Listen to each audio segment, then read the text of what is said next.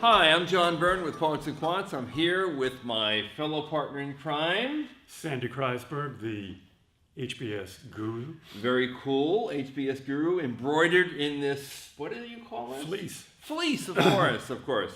And we're here to handicap yet another candidate. We have a 24-year-old Indian engineer. We think he works for... He says he works for the world's largest payment network. We think that's PayPal. World's leading payment network. It's important.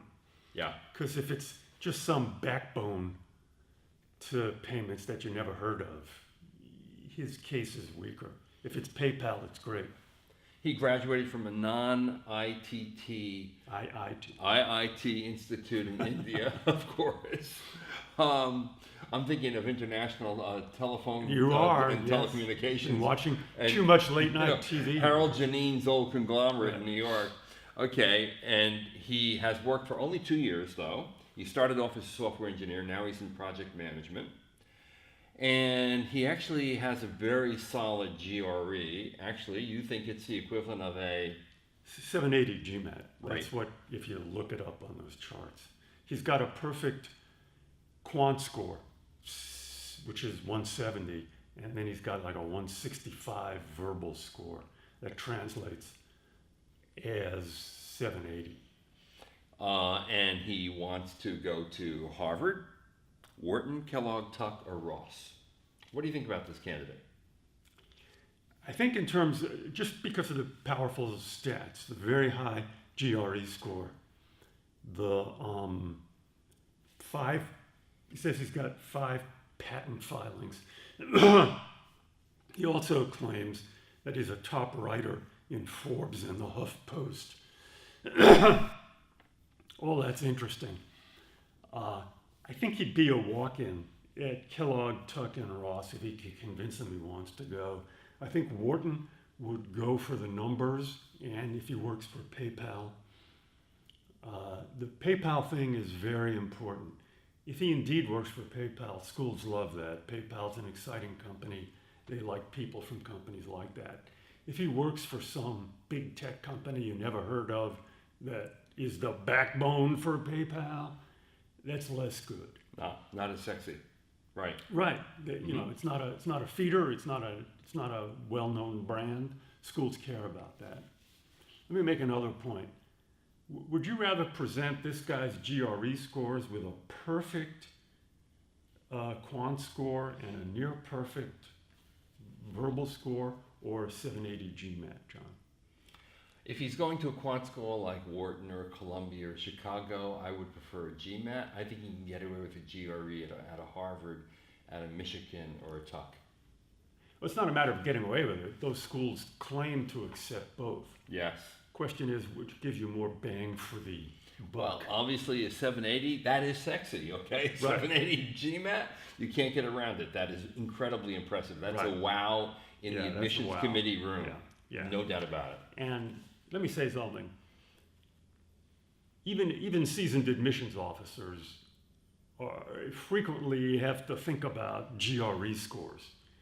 People instinctively know what a good GMAT score is. That's true. Yeah. Including myself. Right, yeah, me too. Right. Yeah. I'm always looking, and then I got a little chart, and I'm going, what's that GMAT equivalent? And the piece of advice there is, given if it's no difference to you, take the GMAT. If you think you can do better on the GRE, and there are people like that, then take the GRE. Now the other thing here is he only has 2 years of work experience, and he's applying to schools that generally prefer people with a little bit more work experience. Do you think he should hold off this year and apply round 1 next year, or do you think he should go for round 2 this year? He might be a strong candidate next year. He's just moved into he started out as a software engineer, which is not attractive. And then he identifies himself now as a tech product management, okay? That begins to smell like business school. So if he presents with another year and some, casework under his belt, I've managed this product, and if he can present client-facing experiences, Yep. which you don't get to do in software engineering. Right.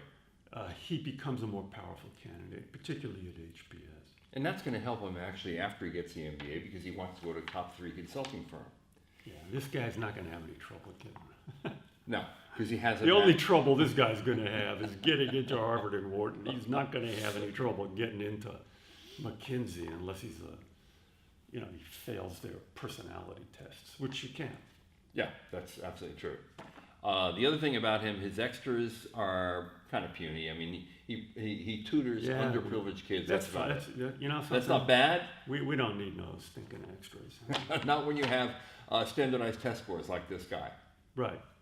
The extra thing is overrated in general, in my experience. Mm-hmm. Okay, so odds at Harvard. What do you think? If he applied now with 2 years of experience and this story, 40%, 40 to, he's a solid guy. Yeah. And, very often I say, the only thing this guy has to worry about is that there's not someone else like him that they like better. But this is that guy. Yeah. This is the guy they like better than Because the guy I'm giving the advice to later on. Because to your point, he's in a really overcrowded He's pool. an Indian engineer, but if he's if he's got a 780 GMAT equivalent and he's working for PayPal, that answers a lot of questions. Yeah, there's another curveball here that we forgot to mention. He's lived 10 years in the Middle East. I mean, I don't think there are many Indian engineers who actually also have that kind of global experience in the Middle East. Well, it doesn't hurt. No. A lot of Indian engineers actually do work in the Middle East. Okay, Wharton. Wharton, if you said 40% for Harvard, you got to say 50% plus for Yeah, Wharton, no. right? The only way this guy's not getting into Wharton is if he messes up that group interview. And then I know you never give odds above 50%. That's your max. So for his other two schools, this guy should get in 3 schools. This guy should get into Kellogg, Tuck, Ross. Well, the fact he's a writer is interesting. I'm using that as a proxy for more social, more articulate, more in touch. He's not a total nerd. Yes. That's what I'm using that for. Yep. He writes for the HuffPost and Quora. John, have you written for Quora? I do. That's where people post questions and Do you basically answer them. Do you want to show us your Quora trophy jacket? I do have it with me, yes, just well, like you. Yes, That's right. Well, they've got a logo in 2 colors. All right, we know you're going to go to one of these B schools. It's a question of whether or not you want to take the GMAT and really wow people with a 780. If you can get a 780, and it's a question of whether or not you should stay in your job, get 1 more year of experience. That may make you more appealing overall to everybody, and it may actually make him get more out of the MBA program. Yeah, let me say something else. There's not much downside to applying now to HBS, getting dinged, and being a rehab, particularly if they kind of hint to you, it was round 2, you're a little young. There's no downside to that except the grief.